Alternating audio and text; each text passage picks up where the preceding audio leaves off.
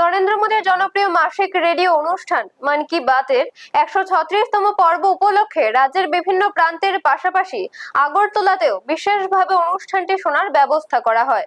এদিন প্রতাপগড় মণ্ডলের 51 নম্বর বুথে আয়োজিত অনুষ্ঠানে উপস্থিত ছিলেন মুখ্যমন্ত্রী প্রফেসর ডক্টর মানিক সাহা। মুখ্যমন্ত্রীর সঙ্গে দলের স্থানীয় নেতৃত্ব, কর্মী সমর্থক এবং সাধারণ মানুষ অনুষ্ঠানে অংশ নেন।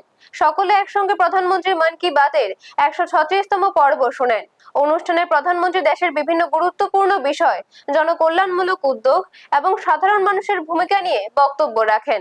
মুখ্যমন্ত্রী ডক্টর মানিক সাহার উপস্থিতিতে বুথ এলাকার দলীয় কর্মী সমর্থকদের মধ্যে এদিন উৎসাহ উদ্দীপনাও লক্ষ্য করা যায়। মন কি বাতের মাধ্যমে দেশের মানুষের সঙ্গে প্রধানমন্ত্রী সরাসরি ভাবনা ও অভিজ্ঞতা বিনিময়ের এই উদ্যোগকে ঘিরে অনুষ্ঠানে উপস্থিত সকলের মধ্যেই আগ্রহ দেখা যায়।